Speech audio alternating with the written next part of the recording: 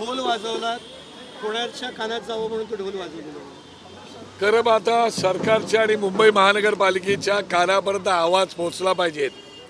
मुंबई शहराला 7 तलाव पाणी पुरवठा करतायत.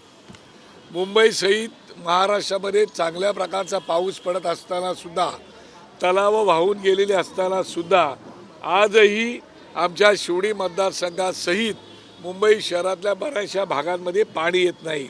आणि म्हणून माझ्या मतदारसंघातल्या बऱ्याचशा माता भगिनी, जशी आमची महादेवाची वाडी आहे, कात्रा देवी आहे, आंबेवाडी, अशा बऱ्याचशा जिल्हा मातानगर, अशा बऱ्याचशा शिवडी, लालबाग, परळ या भागातल्या महिलांनी मला कॉन्टॅक्ट केला आणि सांगितलं की साहेब आमच्या घरात पाणी येत नाही. मी म्हणालो आता नेमक्या निवडणूक आल्या तर पाणी काय येत नाही का? निवडणुकीच्या तोंडावर कोणीतरी एक कटकारस्थान केले का, षडयंत्र केले का, जेणेकरून लोक आमच्याकडे येतील आणि आम्हाला पाणी पुरवठा बरोबर होईल. काही वेळेला असं करतात काही राजकारणी की त्या ठिकाणी असणारे पाण्याची फिरवणारी जी लोक आहेत त्यांना आटे कमी फिरवायला लावतात. त्या ठिकाणी असणाऱ्या पाण्याच्या लाईन आहेत त्याच्यामध्ये बोळा घालतात आणि त्याच्यामुळे लोकांना पाणी पुरवठा कमी येतं.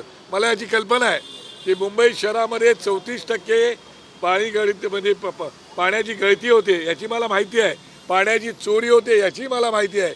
परंतु आपल्या स्वतःच्या फायद्यासाठी लोकांना वेठी धरणं हे काही माझ्या संस्कारामध्ये, संस्कृतीमध्ये बसत नाही, माझ्या प्रिन्सिपलला पटत नाही.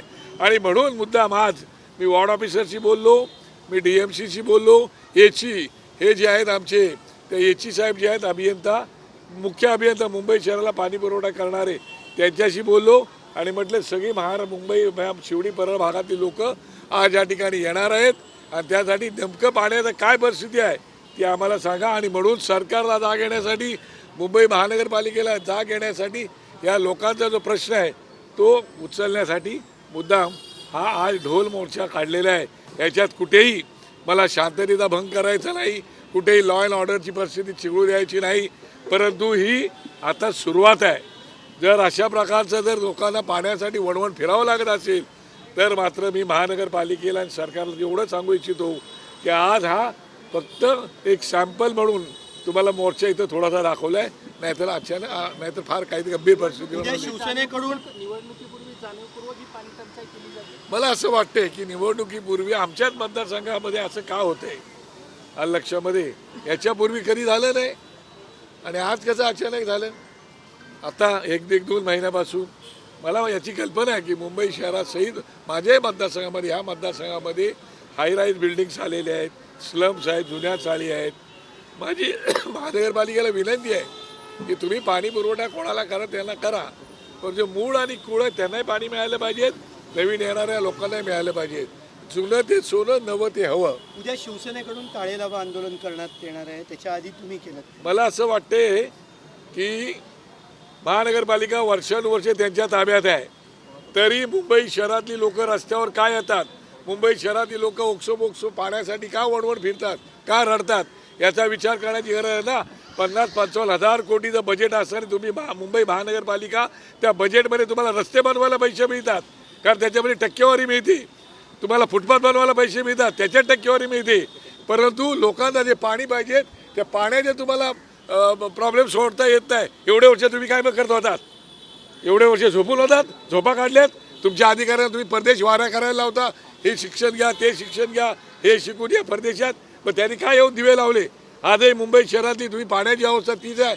आजही मुंबई शहरातली तुम्ही जर तर नाले सफाई होत नाही. आजही मुंबई शहरातल्या ड्रेनेजच्या लाईन खराब झालेल्या आहेत. का 35-40 वर्ष मुंबई महानगरपालिका ताब्यात असेल सुद्धा तुम्ही करू शकत नाही. 50-55 कोटीचं बजेट असताना. निवडणुका जवळ येत आहेत, प्रत्येक पक्ष जागा वाटप, फॉर्म्युला, सूत्र जाहीर करताय. मनसे युतीत जाणार अशी चर्चा आहे, तुम्ही जाणार आहात का युतीत? काय चर्चा? मला असं वाटतं की याचं उत्तर माझे पक्षाचे प्रमुख उत्तम प्रकारे देऊ शकतात. तरी पण तुमच्या माहितीसाठी सांगतो, समविचारी पक्षांबरोबर जर एखादी चांगलं होत असेल तर अडचण काय. इकडे तर समविचारी पक्ष नाहीत, विचारायला मिळत नाही. आपल्या स्वतःचे तत्व वेगळी, दुसऱ्याची तत्व वेगळी, त्यांच्या मांडी लावून बसायला लोक जात आहेत, बाळासाहेबांचे विचार सोडतायत. अशा लोकांचं होतं. आम्ही तर समविचारी पक्षासोबतच जाणार आहोत.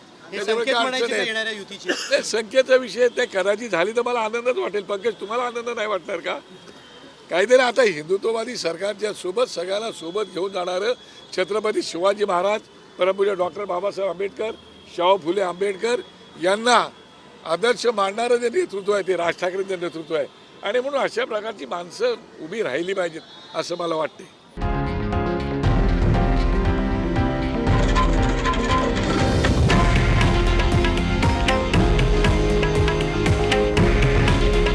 हे आहे देशातील नंबर 1 न्यूज नेटवर्क आणि आपण पाहत आहात TV9 मराठी. काळजी तुमची, हित महाराष्ट्राचं.